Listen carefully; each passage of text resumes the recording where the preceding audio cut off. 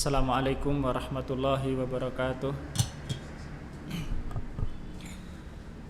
Innal hamdalillah nahmaduhu wa nasta'inuhu wa nastaghfiruh wa na'udzu billahi min sururi anfusina wa min sayyiati a'malina. May yahdihillahu fala mudhillalah wa may yudlil fala hadiyalah.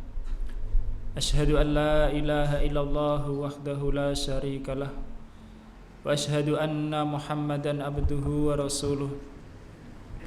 Allahumma salli wa sallim wa barik ala nabiyyina Muhammadin wa ala alihi wa ashabihi wa man tabi'ahum bi ihsani ila yaumiddin. Allahumma la ilma lana illa ma 'allamtana innaka antal alimul hakim. Allahumma la sahla illa ma ja'altahu sahla wa anta taj'alul hasna idza syi'ta sahla. Amma ba'd. Jamaah rahimakumullah. Qala Allah Ta'ala, ya ayyuhalladzina amanu taqullaha haqqa tuqatih wa la tamutunna illa wa antum muslimun. Wa qala,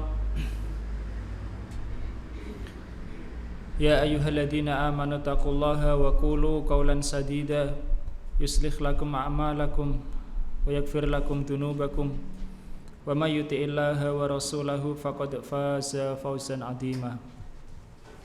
Jamaah kaum muslimin yang dirahmati Allah Subhanahu wa taala, insyaallah kita lanjutkan kajian kita dari kitab Khamsun wa Khamsuna Wasiyatan min Wasaya Rasul sallallahu alaihi wasallam.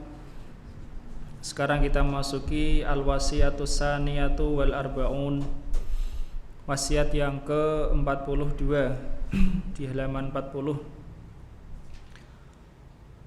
Penulisnya memberikan judul Turuqul Infaqi, jalan-jalan infak. Jalan-jalan infak.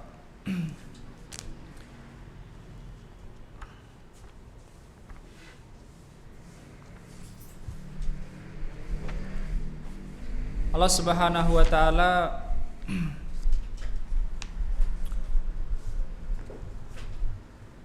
memberikan fasilitas di dunia untuk manusia. Walakum fil ardi mustaqarrun wa mata'un ilahin. Bagi kalian di bumi itu ada tempat menetap dan bekal sampai waktu tertentu. Dan Allah Subhanahu wa taala juga melebihkan sebagian atas sebagian yang lain.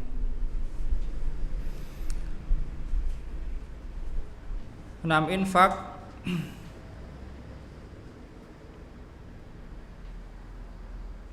itu adalah orang mengurangi dari hartanya untuk diberikan kepada orang lain. Infak secara yang tampak begitu, dia memberikan yang dia miliki, diberikannya kepada orang lain. Allah Subhanahu wa taala memuji orang-orang yang mau berinfak. Allah mengatakan di awal Al-Baqarah, wa mimma razaqnahum yunfikun. Di antara tanda orang-orang yang bertakwa, wa mimma razaqnahum yunfikun. Dan dari rezeki yang kami berikan kepada mereka, mereka itu menginfakkan. Mereka itu menginfakkan.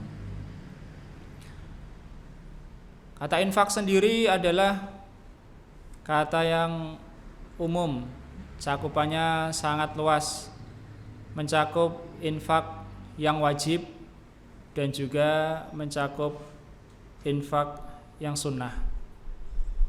Jadi infak didasari dengan keimanan, dan telah kita sebutkan pada wasiat yang awal-awal tentang keutamaan sedekah disertai niat yang ikhlas. Kemudian Allah Subhanahu wa taala juga menentukan jalan-jalan infak. Ya, jadi bukan hanya perintah untuk infak ikhlas, kemudian juga infak dari harta yang halal, tapi juga menentukan jalan-jalan infak. Jadi itu diantara hal-hal yang diperhatikan dalam masalah infak. Yang pertama, niatnya ikhlas. kemudian dari harta yang halal, kemudian juga mengalokasikan infak itu kepada yang telah ditentukan oleh Allah Subhanahu wa taala. Ada aturannya. Infak ada yang wajib dan ada yang sunnah, ya, ada yang sunnah. Nah, hadis yang disebutkan oleh penulis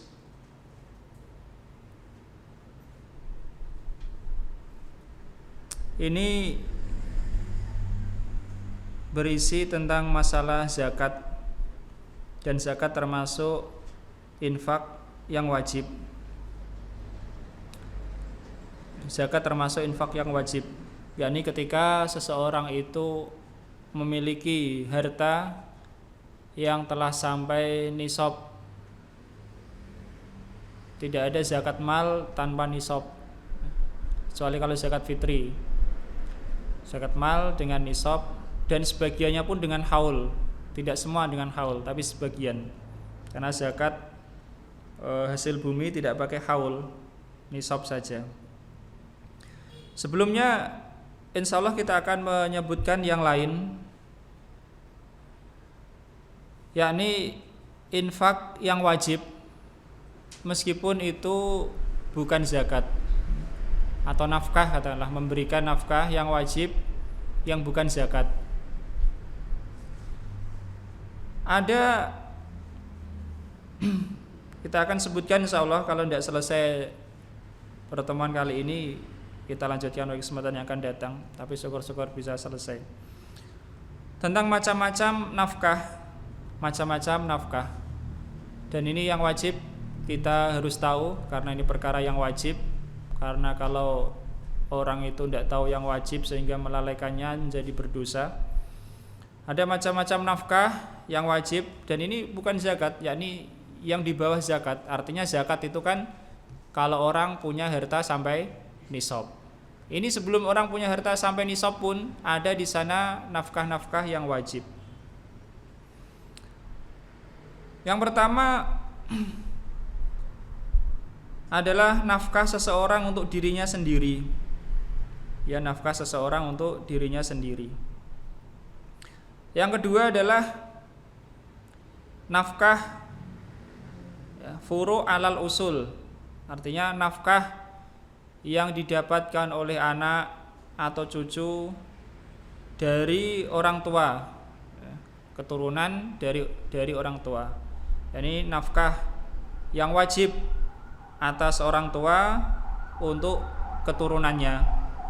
Keturunannya bisa anak, bisa pula cucu, kalau si ayahnya meninggal misalnya. Kemudian yang ketiga sebaliknya, yaitu nafkah orang tua atas anaknya, maksudnya yang wajib, ya. Nafkah untuk orang tua dari anaknya. Nafkah untuk orang tua dari anaknya. Jadi anak juga dalam keadaan tertentu wajib memberikan nafkah kepada orang tuanya. Kemudian yang keempat, nafkah untuk istri atas suami, yakni atas maksudnya yang harus ditanggung oleh suami. Nafkah istri yang harus ditanggung oleh suami. Dan yang kelima adalah nafkah yang lain. Silakan kita sebutkan. Jadi ada 5 macam nafkah di sini. Yang pertama, yakni nafkah ini bukan zakat, ya. Bukan zakat dan tidak boleh diambilkan dari zakat justru. Karena wajib. Karena nafkah yang wajib itu tidak boleh diambilkan dari zakat. Kalau nafkah tidak wajib, yakni infak, artinya bukan kepada orang yang wajib dinafkahi, maka boleh diberi zakat. Jadi, ini kaidah. Jadi kalau orang yang wajib dinafkahi tidak boleh diberi zakat, ya. Orang yang wajib dinafkahi tidak boleh diberi zakat. Jenengan memberikan zakat kepada anak enggak boleh, karena anak wajib dinafkahi. Misalnya memberikan zakat kepada orang tua tidak boleh juga, karena orang tua wajib dinafkahi dalam satu keadaan, dalam keadaan tertentu. Ini nafkah-nafkah yang wajib. Pertama, nafkah seseorang untuk dirinya sendiri. Yani orang-orang nafkah untuk dirinya sendiri. Yang kedua, nafkah orang tua kepada keturunannya. Ketiga, nafkah anak untuk orang tuanya. Sebaliknya dari yang nomor 2. Yang keempat, nafkah suami untuk istrinya. Yang kelima, nafkah-nafkah yang lain. Insyaallah kita akan bahas satu persatu.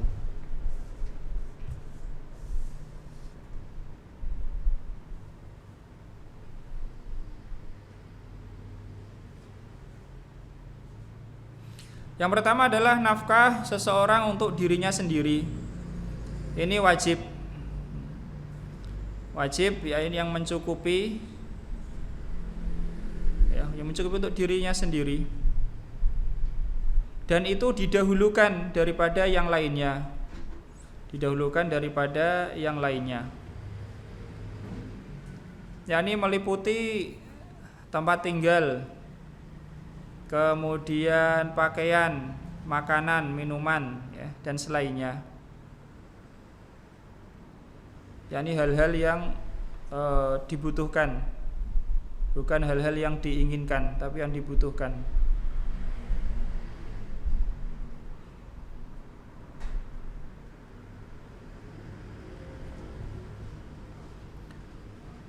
Rasulullah Sallallahu Alaihi Wasallam pernah bersabda kepada seorang sahabat, ibda binafsika fatasoddaq alaiha. Mulailah dirimu sendiri ya, bersedekahlah untuknya, yakni untuk dirimu sendiri. Sedekahlah untuk dirimu sendiri. Fa in fadala sayun fali ahlika. Kalau lebih maka untuk keluargamu. Kalau lebih ya, fa in fadala an ahlika sayun falidi qarabatika. Kalau lebih ya, keluargamu ada suatu kelebihan maka untuk kerabatmu. Dan seterusnya. Intinya seseorang tidak boleh membiarkan dirinya di dalam penderitaan sementara dia mampu untuk menafkahinya.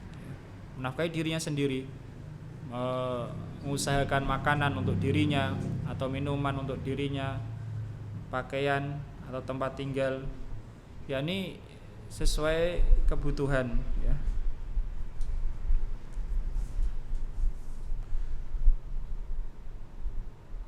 Nah, kemudian yang kedua adalah nafkah orang tua kepada keturunannya ya. Wajib bagi orang tua walaupun ke atas, yakni kakek misalnya, untuk memberi nafkah kepada anaknya walaupun ke bawah, cucu misalnya ya.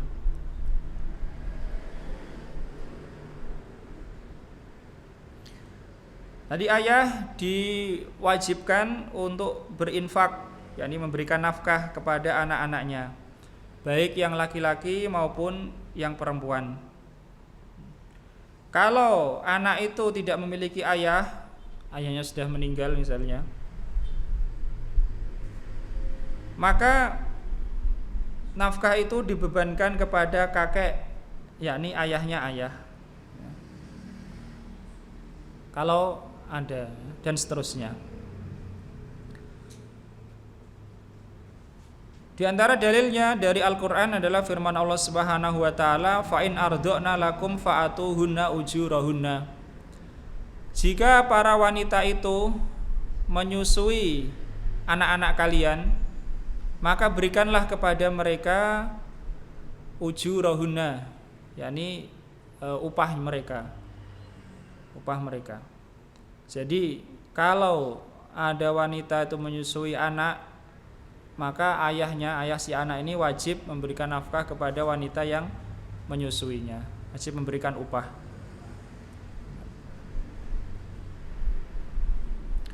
Allah juga mengatakan, ini menunjukkan bahwasanya nafkah anak wajib bagi ayahnya, karena Allah memerintahkan, wal walidatu yurdina auladahunna haulaini kamilaini liman arada ayyutimma radha'ah. Wa 'alal mauludi lahu rizquhunna wa kiswatuhunna bil ma'ruf. Dan para ibu, yakni wanita yang melahirkan, menyusui anak-anak mereka 2 tahun penuh bagi yang menginginkan, ya, bagi yang menginginkan untuk menyempurnakan susuan itu. Dan bagi sang ayah, dia wajib memberikan nafkah kepada ibu yang menyusui itu, dan pakaian secara ma'ruf. Artinya ini menunjukkan si ibu tadi, si yang wanita yang menyusui, diberikan upah atau diberikan nafkah dan pakaian karena dia menyusui anaknya. Menunjukkan bahwa nafkah anak itu wajib wajib bagi sang ayah, wajib bagi sang ayah.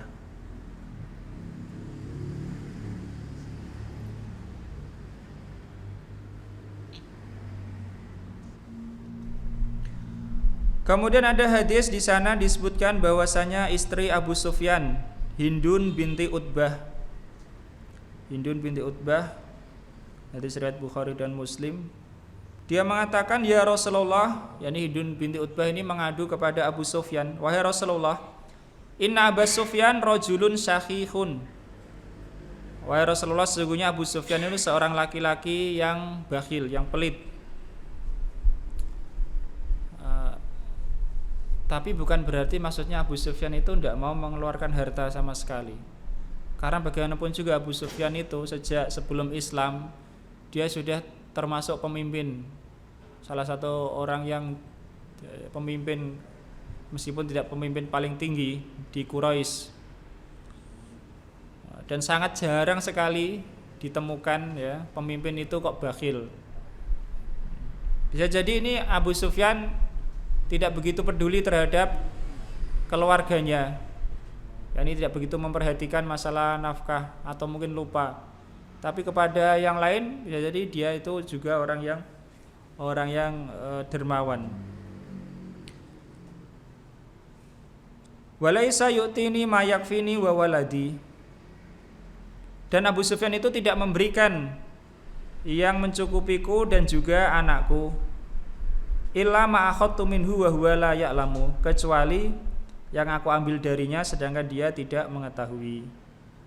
Faqala, maka Nabi bersabda, khudi ma yakfiki wa waladaki bil ma'ruf.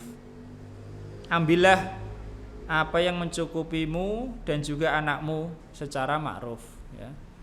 Dan tidak mungkin dibolehkan untuk mengambil harta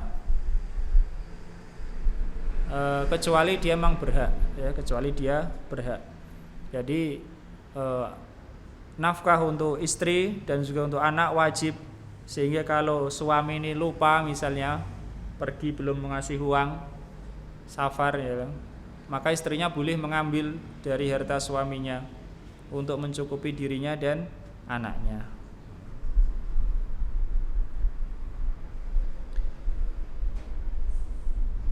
Kalau si ayah tidak ada, maka kakek juga wajib, ya, wajib. Tetapi di sana ada syarat, ya, ada syarat kapan itu menjadi wajib, ya. Yang pertama, apabila orang tua itu dia dalam keadaan lapang, longgar, mampu. Kapan dianggap itu mampu, dia wajib memberikan nafkah untuk anaknya, yaitu dia memiliki kelebihan ankuti nafsihi wa kuti zaujatihi muddata yaumin wa lailah. Dia memiliki kelebihan dari makanan pokok dirinya dan istrinya sehari semalam. Kalau dia dan istrinya sudah tercukupi, maka anaknya wajib diberi, ya. Diberi. Kalau dia tidak memiliki, ya, kecuali untuk dirinya saja atau dia dan istrinya, maka dia tidak diwajibkan.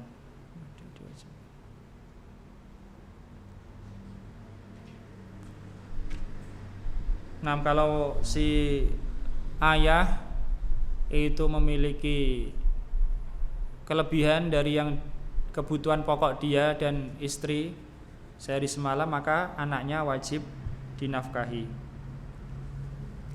Kemudian yang kedua syaratnya adalah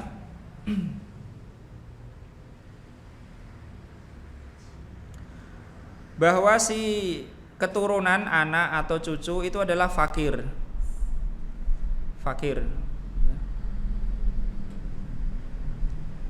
Tapi disyaratkan lagi, ada tambahan, fakir dan disertai dari salah satu 3 keadaan.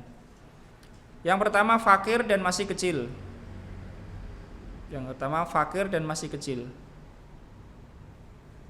Yang kedua fakir dan tidak mampu kerja. Nah, ini pun sudah besar, sudah balik tapi tidak mampu kerja. Mungkin karena cacat, ya. Maka ayahnya wajib menafkahi meskipun anaknya sudah balik.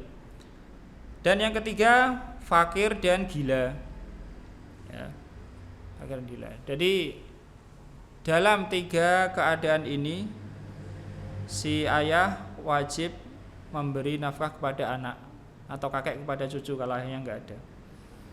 Fakir dan kecil, apa mungkin anak kecil tidak fakir? Apa mungkin dia bisa mendapatkan harta?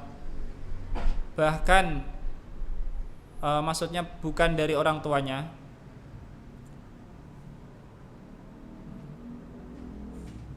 Bahkan dalam mazhab Syafi'i rahimahullah kan anak belum balik itu tidak boleh dia itu menjadi pegawai yang diupah, tidak boleh. Atau berdagang, tidak boleh, dalam mazhab tidak boleh. Jawabannya mungkin saja anak kecil punya harta bukan dari ayahnya, bisa saja. Misalnya dia diberikan wasiat atau diberikan hadiah, mungkin saja sehingga dia menjadi kaya, ya. Sehingga dia menjadi banyak harta. Nah, kalau anak miskin anak kecil ini dia punya harta sendiri, bukan harta dari ayahnya, diberi orang misalnya, nah, maka si ayah tidak wajib. Ayah sebagai walinya, dia boleh memberikan nafkah untuk anaknya itu dari harta anaknya sendiri, ya, paham? Tapi yang ngatur harta anaknya si ayah. Tidak boleh anak kecil ngatur harta sendiri, tidak boleh. Allah melarang memberikan wala tu'tus sufaha amwalakum allati ja'alallahu qiyama. Jangan kamu jadikan orang-orang yang bodoh itu harta-harta kalian yang Allah jadikan sebagai penopang hidup. Karena kalau orang bodoh termasuk anak kecil diberikan harta, maka nanti digunakan tidak sebagaimana mestinya. Nah, itu yang pertama. Jadi anak yang fakir dan kecil, orang tuanya wajib memberi nafkah. Kalau kecil tapi punya harta sendiri, mungkin dari pemberian orang lain, ya, atau dari wasiat, maka si ayah boleh kebutuhan anaknya itu diambilkan dari harta si anak sendiri, ya. Paham ini, ya? Dari anak sendiri. Bukan harus ayah mengeluarkan dan harta anaknya utuh, tidak harus, ya, tidak harus. Nah, ini masalah wajib dan tidak wajib, ya. Kalau ayah mau memberi nafkah dari hartanya sendiri, ya tidak masalah, biar harta anak tetap tidak apa-apa. Tapi kalau ayahnya mau, dia ngambilkan dari harta anaknya untuk dikonsumsi anaknya sendiri, ya. Dan ayahnya tidak wajib lagi. Kemudian fakir dan tidak mampu kerja. Fakir dan tidak mampu kerja.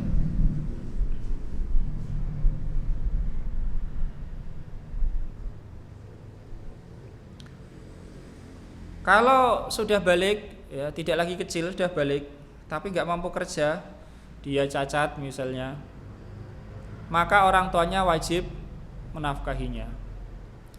Atau tidak mampu kerja secara syar'i. Tidak mampu kerja secara syar'i itu bagaimana? Bisa saja misalnya seorang perempuan, anaknya perempuan, sudah balik, tidak ada pekerjaan yang misalnya aman bagi dirinya, maka si orang tua juga wajib menafkahinya. karena dia nggak mampu kerja meskipun fisiknya sehat, tapi secara syar'i tidak mampu.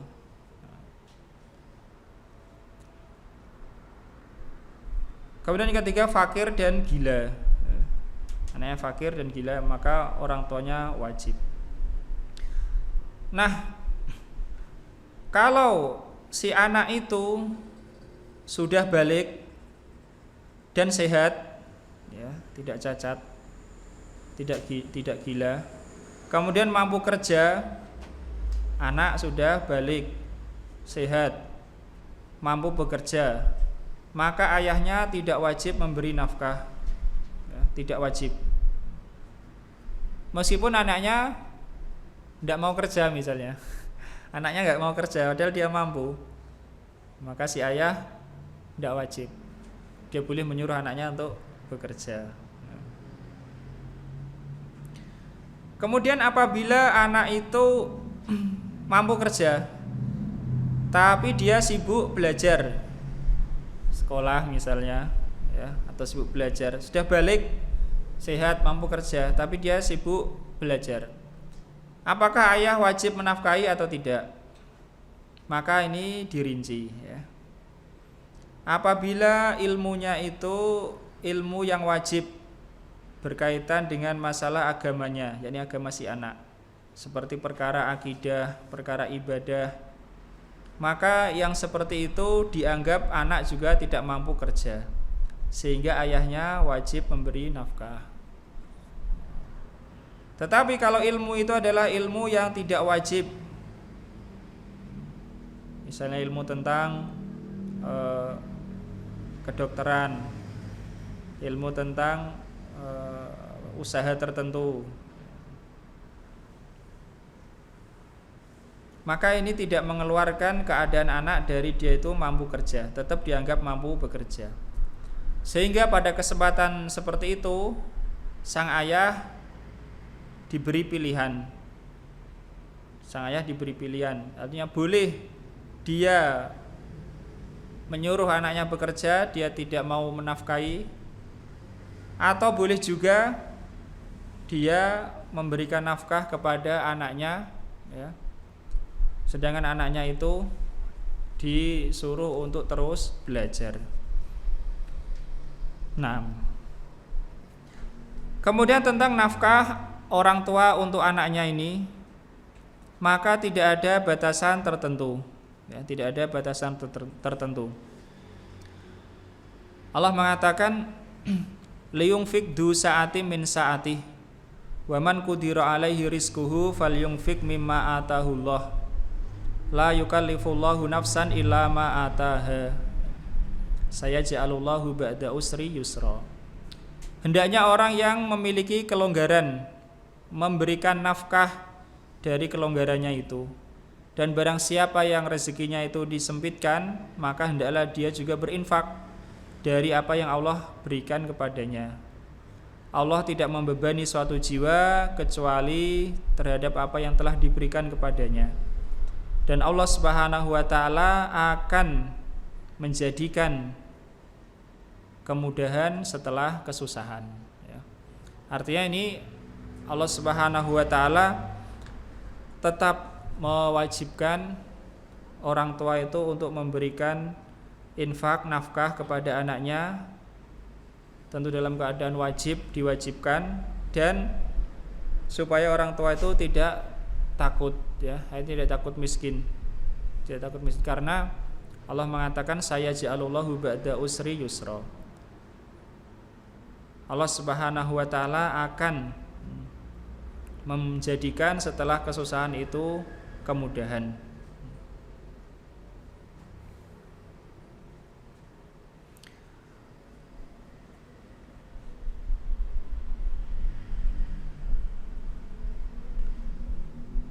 Nah, permasalahan berikutnya bahwa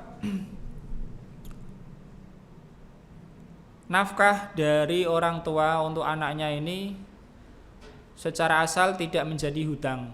Secara asal tidak menjadi hutang. Misalnya orang tua lalai tidak memberi nafkah kepada anaknya, ya, maka nanti ya, setelah anaknya besar sampai waktu dia balik tidak boleh menagih. Tidak boleh menagih karena tidak menjadi hutang. Secara asal seperti itu. Kecuali kalau sudah diputuskan oleh hakim, maka ketika itu menjadi hutang. Diputuskan oleh hakim. Apa mungkin seperti itu? Mungkin saja. Misalnya orang tua anak pisah sama ayahnya, ya, pisah sama ayahnya. Hakim memutuskan misalnya anaknya diajak sama ibunya, ikut ibunya, atau orang lain. Ya. Hakim memutuskan orang tua si ayah dibebani sekian per bulan misalnya. Kalau sudah diputuskan oleh hakim ini nanti bisa menjadi hutang, Oh sekian bulan nggak diberi, maka menjadi hutang bagi si ayah. Tapi kalau tidak ada keputusan hakim, ya, tidak ada keputusan, maka dalam hal biasa lumrah tidak menjadi hutang. Seandainya ayah dulu tidak memberi ketika anaknya kecil, maka anak tidak boleh menagih. Itu yang kedua, jadi nafkah ayah untuk anaknya, ya. Yang wajib ada syaratnya 2, yaitu yang pertama ayahnya punya kemampuan, ya, punya kemampuan lebih dari untuk kebutuhan pokok dia dan istrinya. Setelah itu anaknya wajib dinafkahi, ya, dinafkahi. Mengapa didahulukan dia dan istrinya bukan anaknya dulu? Ya alasan kalau kita lihat sangat jelas ya. Kalau orang tua itu dia tercukupi nafkahnya, dia bisa bekerja, nanti diberikan untuk anaknya karena maka dia didahulukan. Tapi kalau anaknya dahulu, ya udah habis. Kemudian yang kedua, bahwa keturunannya itu fakir. Tapi fakir yang masih kecil, belum balik, atau tidak mampu bekerja, atau gila, ya, atau gila. Tapi kalau anaknya itu fakir, sudah balik, sehat, tidak ada penghalang, orang tuanya tidak wajib memberi nafkah lagi, ya. Sudah cukup sampai dari bayi sampai balik, sudah. Setelah itu orang tua diberi pilihan, anaknya disuruh bekerja, silahkan, ya. Atau anaknya disuruh sekolah, dia biayai, ya silahkan. Tidak ada kewajiban lagi. Kalau ayah nggak ada, kakeknya.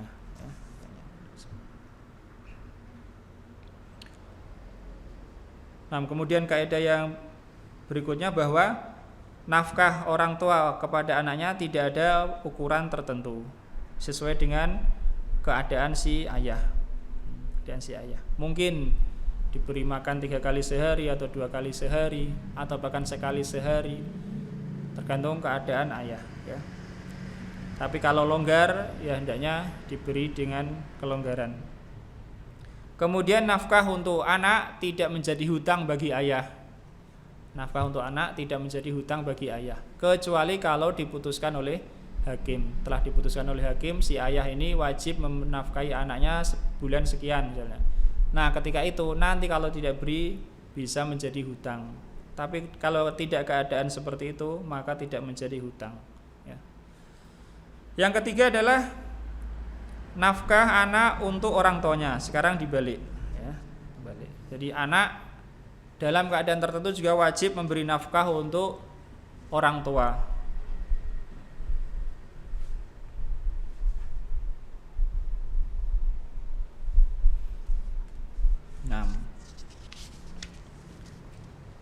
Termasuk ke dalam orang tua ini adalah ayah, ibu, kakek, nenek, ya, dan ke atas.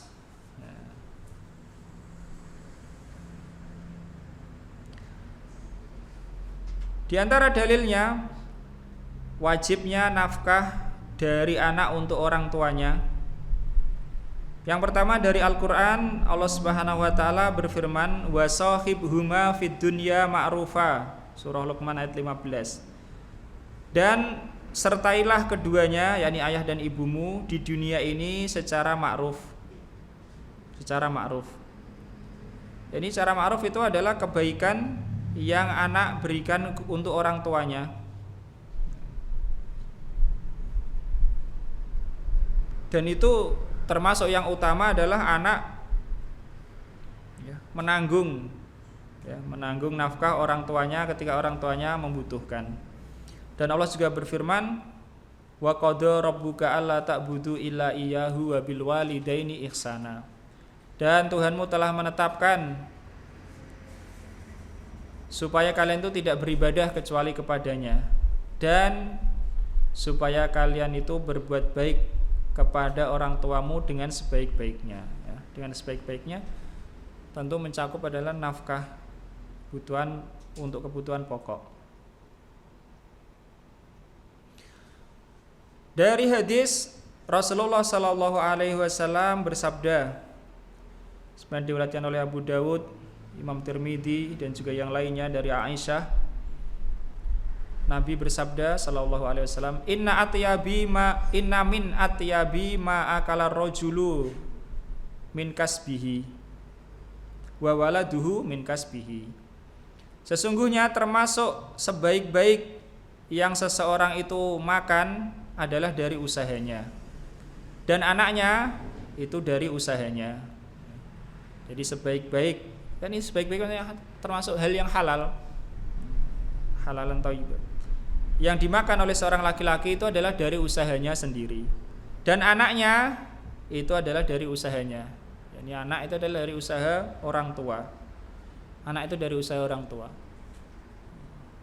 baik dalam sisi duniawi maupun masalah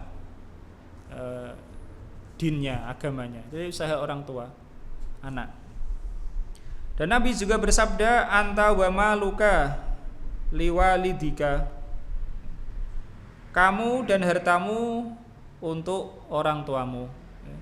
Kamu dan hartamu itulah milik orang tuamu. Akhirnya boleh orang tuamu itu ngambil dari hartamu secara ma'ruf. Secara ma'ruf, dengan syarat tentunya, ya kan kita sebutkan ini. Soal di antara syaratnya adalah anaknya itu ada kelonggaran, ya, tidak menjadi kesusahan kalau diambil hartanya oleh orang tua. Ya, orang tua mengambil secara ma'ruf. Inna auladakum min atyabi kasbikum fakulu min kasbi auladikum. Ya. Sesungguhnya anak-anak kalian itu termasuk usaha kalian yang terbaik. Sesungguhnya anak-anak kalian termasuk usaha kalian yang terbaik.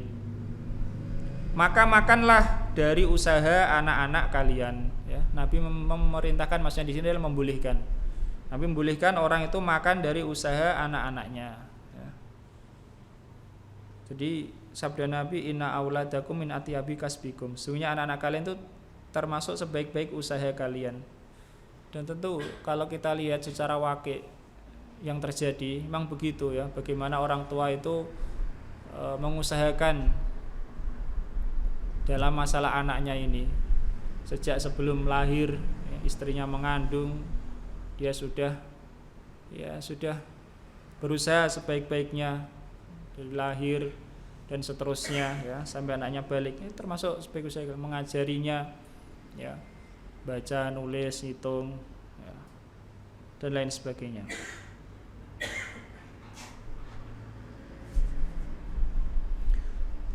Kemudian diriwayatkan pula dalam hadis riwayat Nasa'i bahwa Nabi Shallallahu Alaihi Wasallam pernah berkhutbah di atas mimbar. Beliau bersabda di antaranya, yadul mu'ti al ulya, tangan orang yang memberi itulah yang tinggi, yang di atas. Wabda biman ta'ulu, dan mulailah orang yang dalam tanggunganmu, ini dalam memberi.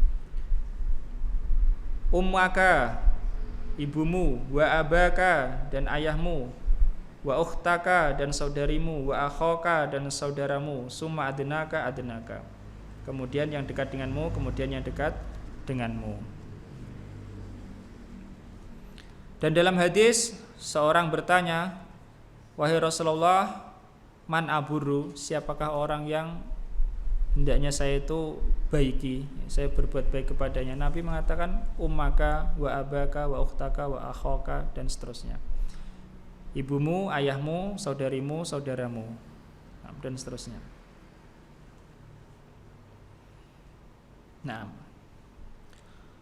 kemudian ada syaratnya juga, sebagaimana tadi nafkah orang tua untuk anaknya ada syarat, begitu juga nafkah anak untuk orang tua juga ada syaratnya. Syarat yang pertama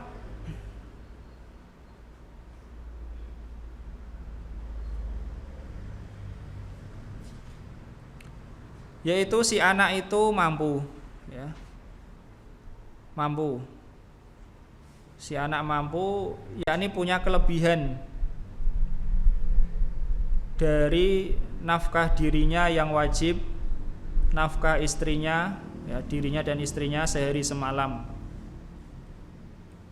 Wajib untuk memberi nafkah kepada orang tuanya.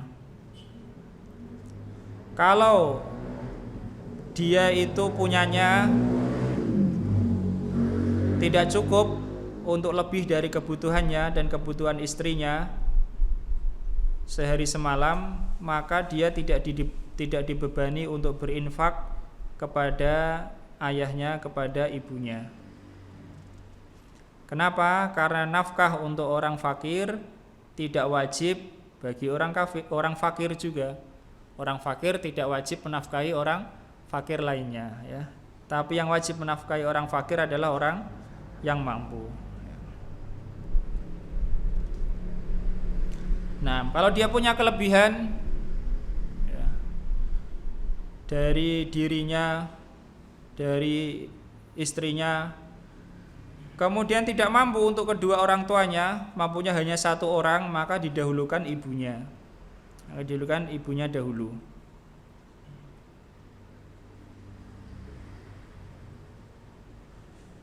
Jadi tidak boleh sama-sama tidak diberi, tapi diberikan kepada ibunya kalau mampunya itu. Karena sesuatu yang tidak bisa diraih semuanya tidak ditinggalkan seluruhnya. Kemudian syarat yang kedua yaitu si orang tua itu fakir. Tapi kalau orang tuanya kaya tidak wajib, ya. Anak tidak wajib menafkahi orang tua kalau orang tuanya mampu.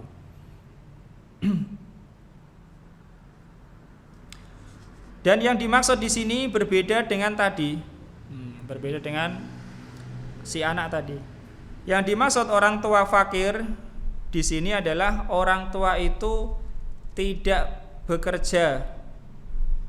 Orang tua itu tidak bekerja yang bisa untuk mencukupi kebutuhannya. Artinya orang tua nggak punya simpanan harta untuk kebutuhannya, dan orang tua tidak bekerja untuk dirinya. Meskipun orang tuanya mampu kerja, ya, meskipun orang tuanya mampu kerja. Beda dengan nafkah orang tua untuk anaknya. Kalau nafkah orang tua untuk anaknya, kalau anaknya mampu kerja tapi nggak mau kerja, orang tua tidak wajib, ya. Paham? Anak, misalnya orang tua punya anak sudah balik, laki-laki balik sehat mampu kerja, tapi anaknya nggak mau kerja, maka ayah tidak wajib menafkahi anaknya. Paham? Tapi kalau orang punya orang tua, punya ayah, ayahnya tidak punya simpanan harta, fakir, ayahnya mampu kerja, tapi ayahnya nggak kerja, anak wajib menafkahi orang tua kalau anaknya mampu, ya, kalau anaknya mampu. Jadi tidak disyaratkan orang tua nggak mampu kerja. Yang penting orang tuanya nggak punya harta simpanan dan nggak kerja, baik mampu atau tidak mampu, anak wajib. Anak wajib. Jadi apakah orang tua itu mampu kerja atau tidak, tapi kalau dia nggak kerja, tidak punya untuk kebutuhan pokoknya, anak wajib.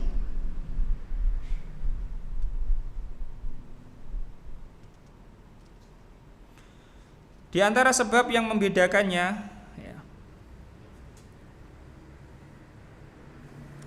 karena si ayah itu, ya, misalnya orang punya anak, anaknya sudah balik, sehat, mampu kerja, maka dia tidak akan dicela orang kalau membiarkan anaknya, ya, tidak cela kalau dia membiarkan. Tapi kalau membiarkan orang tua, dia akan tercela, ya, tercela.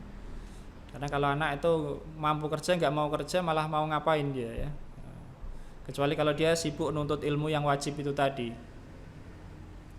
Tapi selain itu dia wajib bekerja kalau orang tuanya sudah tidak menafkahinya.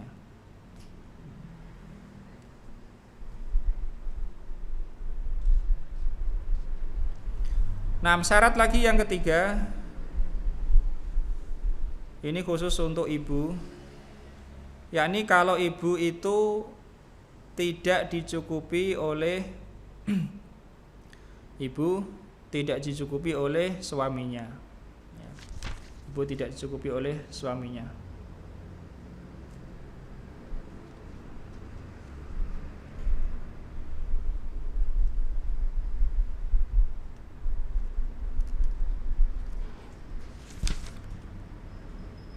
Ibu tidak dicukupi oleh suaminya, maksudnya adalah ayahnya. Bisa jadi kalau karena ayahnya itu tidak mampu, dan bisa jadi ayahnya meninggal. Dan bisa jadi ayahnya meninggal. Meskipun ibunya ini dilamar orang misalnya. Ada anak punya ibu yang sudah janda.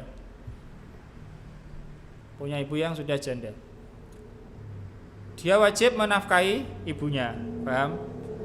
Kalau misalnya ibunya ini dilamar orang, seandainya ibunya mau nerima, anaknya kan gak wajib ya, karena dia nikah sama suaminya dan dia dinafkahi oleh suaminya. Meskipun begitu, kalau ibunya ini menolak, si anak wajib apa? Memberi nafkah kepada ibunya.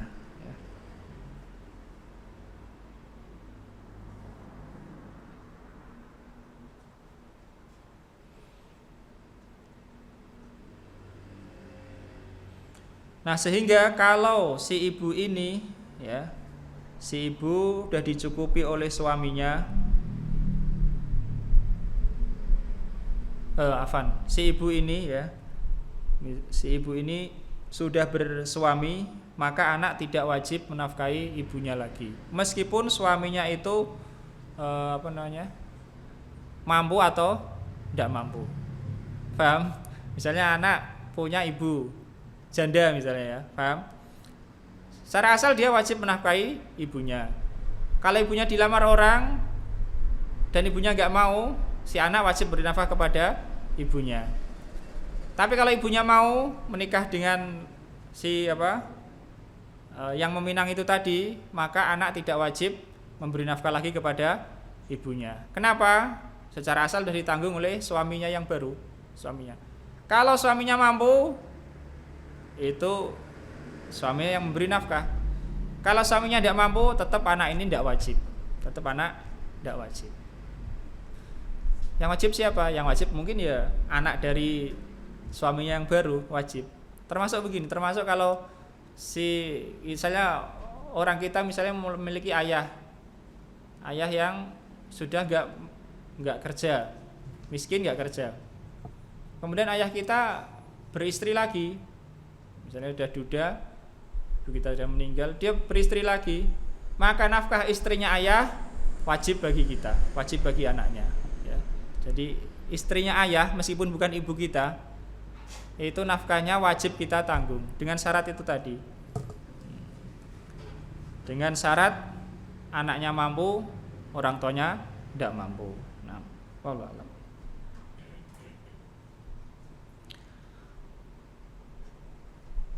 Kemudian nafkah orang tua untuk anak dan nafkah anak untuk orang tua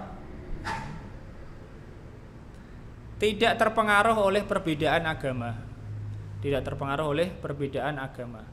Yakni kalau misalnya orang tuanya itu kafir sekalipun, maka si anak wajib memberi nafkah kepada orang tuanya dengan syarat itu tadi, orang tuanya fakir dan anaknya mampu. Sebaliknya juga begitu. Nah, tetap wajib.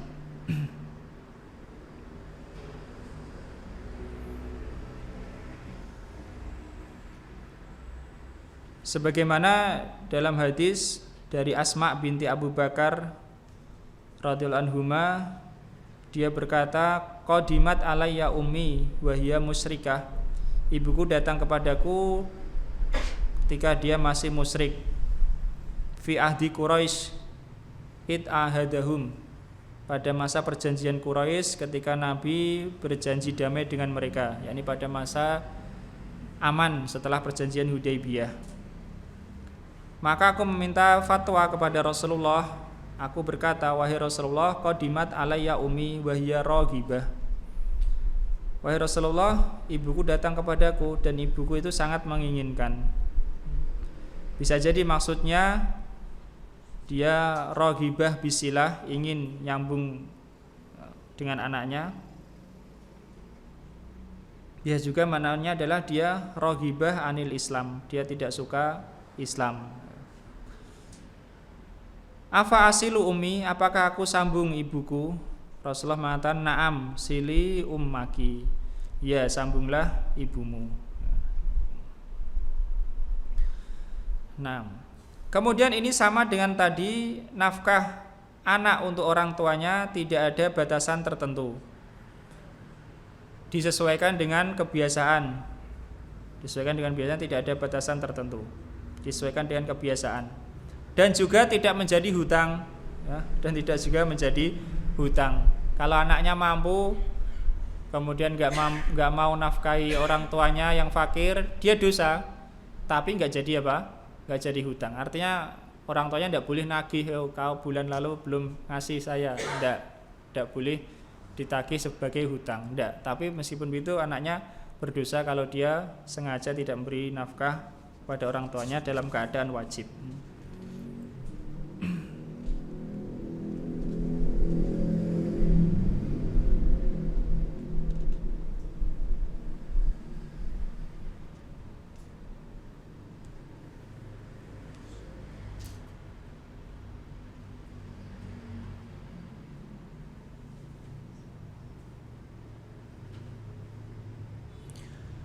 Kemudian kalau orang tua itu fakir, dua, ayah maupun ibu itu fakir.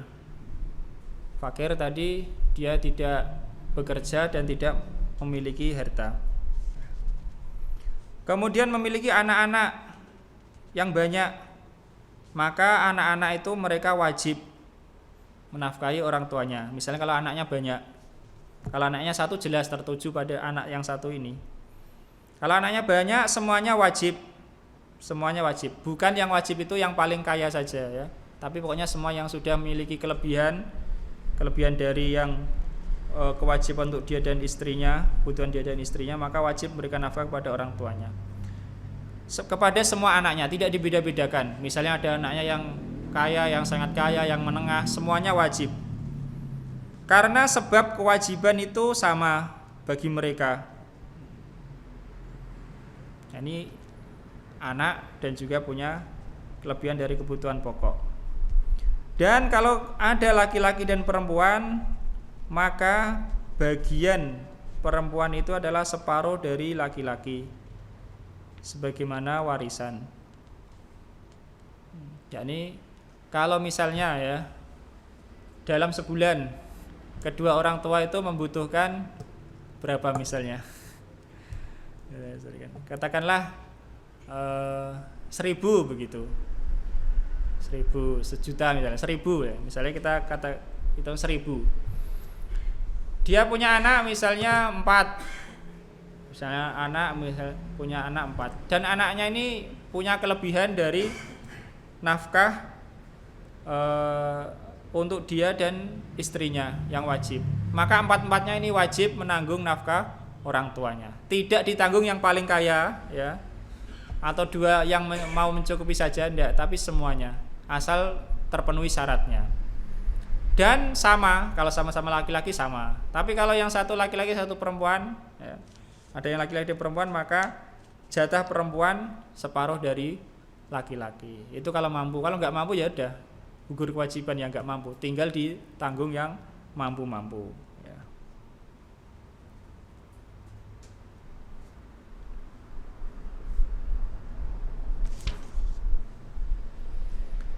Nah,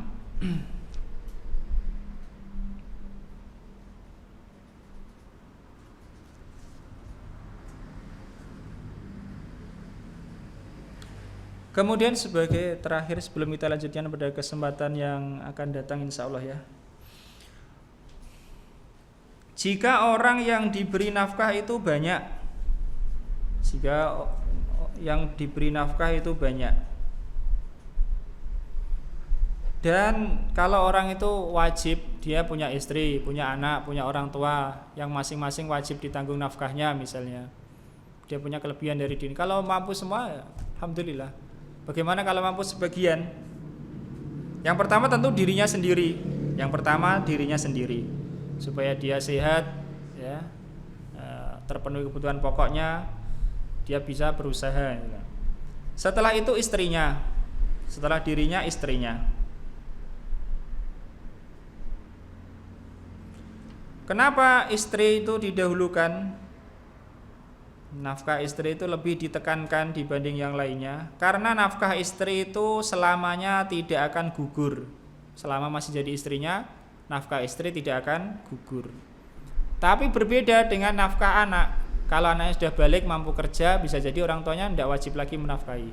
Atau nafkah ke orang tua, tiba-tiba orang tuanya kaya misalnya, dapat hadiah atau dapat apa, maka tidak wajib lagi.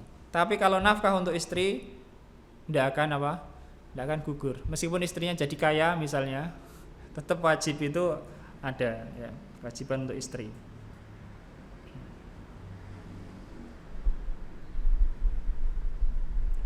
Kemudian setelah istri adalah anaknya yang kecil. Anaknya yang kecil atau anaknya yang fakir, ya, kecil, atau anaknya yang sudah balik tapi gila. Karena keduanya itu sangat lemah. Setelah itu ibunya, setelah itu ibu, setelah anaknya yang kecil kemudian ibu. Jadi kalau misalnya orang punya anak masih kecil satu, punya anak yang sudah balik laki-laki sehat mampu kerja satu, punya ibu yang wajib dinafkahi, ya, maka dia dulu istrinya, kemudian anaknya yang kecil, kemudian ibunya, ya. Jangan sampai mendahulukan anaknya yang tidak dia wajibi, yang tidak wajib bagi dia dibanding siapa?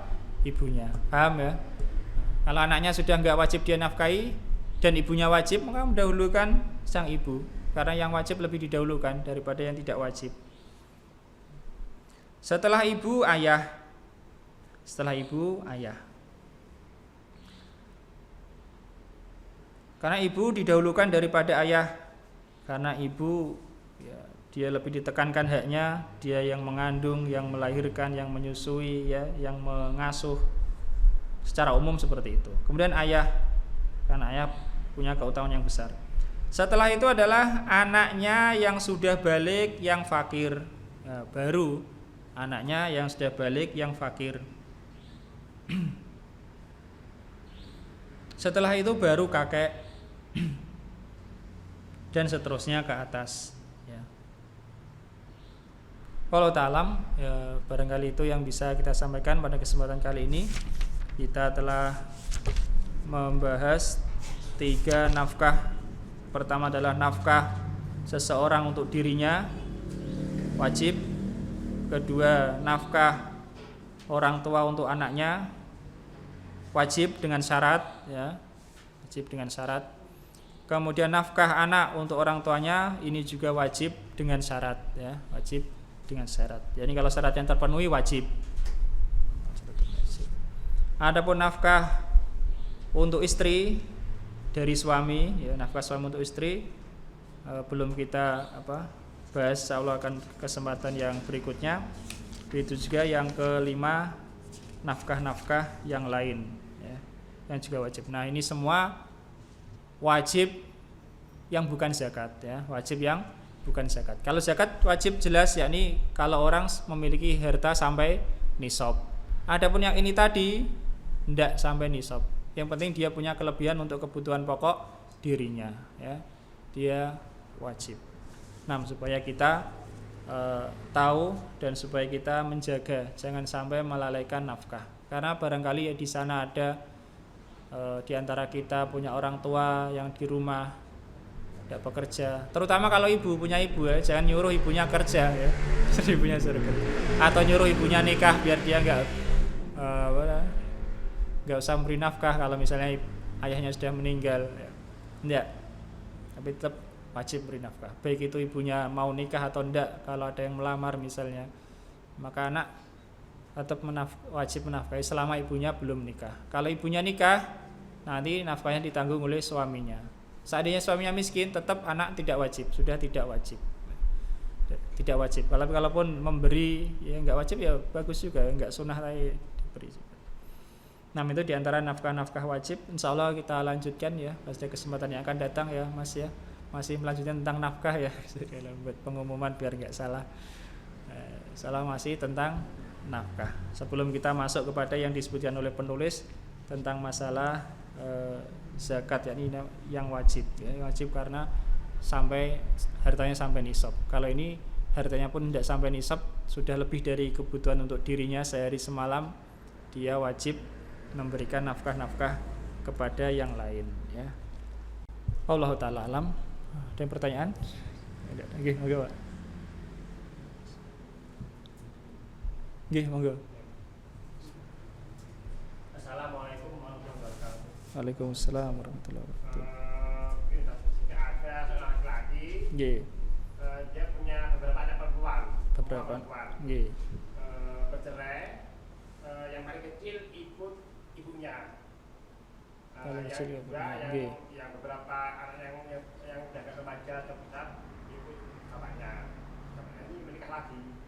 Bapaknya nikah lagi, nggih. Punya anak tiri perempuan juga. Nggih. Dalam selanjutnya itu nafkah yang didapatkan dari sang laki tersebut tidak mampu untuk mencukupi semua kebutuhan anaknya yang ibunya atau yang anaknya yang bawa sendiri. Nah, itu benar urutannya, urutan utama, urutan yang didahulukan, mana yang harus dicapai karena nggak mampu untuk menjawabnya. Yang anaknya ini ya mungkin ibunya ada pendapatan, mungkin anaknya yang kecil ikut sejak sama ibunya atau kakak neneknya. Nih, jadi yang pertama dirinya sendiri, kemudian istrinya ya, jadi istrinya. Kemudian anak kandung, kalau anak tiri sebenarnya sih nggak wajib ya, karena anak tiri kan punya ayah dia. Yang wajib adalah ayahnya, paham Pak ya?